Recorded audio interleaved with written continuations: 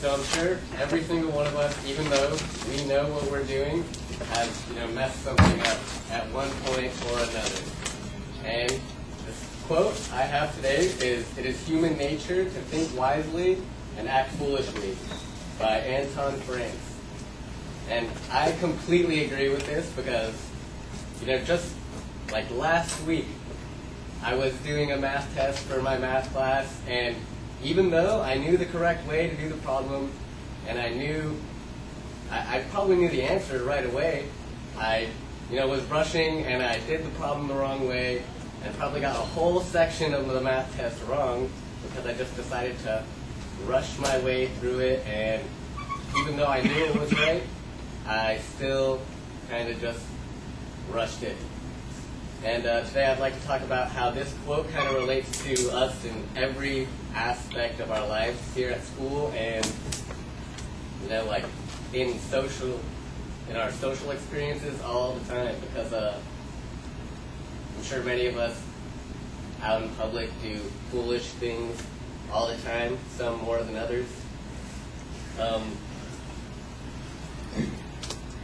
Even though we know some things are wrong, we just go ahead and do them anyways, because without thinking about it, we just make random decisions and don't even really think about it. I don't think I could do this speech, actually.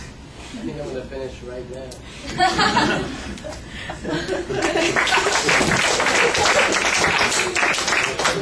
There needs to be a speech.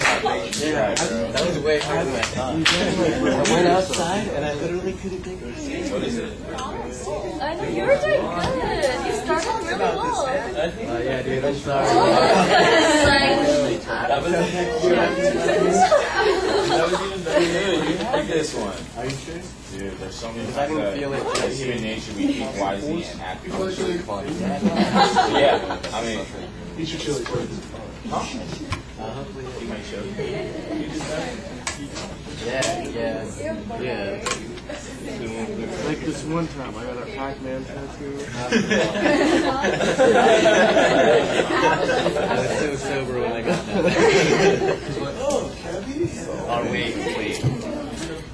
Like this one time. I know, I remember. What you working on? That's two. What you working on? All right, Stephen, I thought you had a good opening statement and a solid transition to the quote. You had a little story that you went into before you even told us where you were headed. The setup of the content seems to be a little abstract, and I think that's where you make your mistake, because if you've got even the hint of a structure for yourself, you wouldn't run out of things to talk about.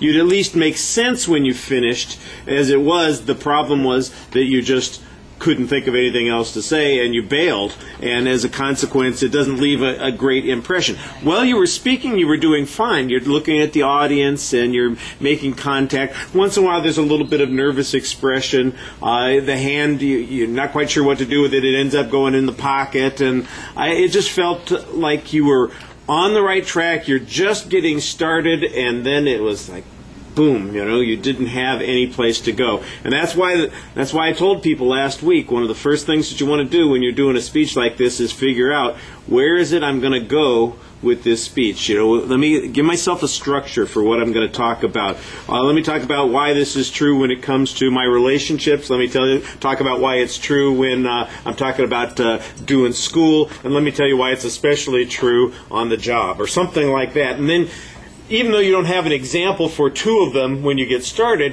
you've got they're coming up, and you can be thinking while you're speaking at the same time. People can multitask that way, and you'd come up with something as you got to those things.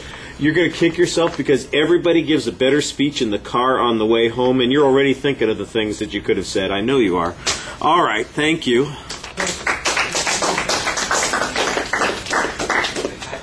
All right, Matt, let's have you...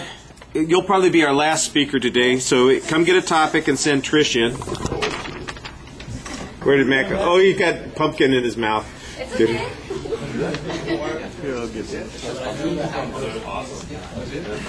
Matt, don't take another bite. He's going to take the pumpkin out with him while he's preparing. Am I picking one? Nah, no, he's going to come over. He's going to come quickly. Take your time.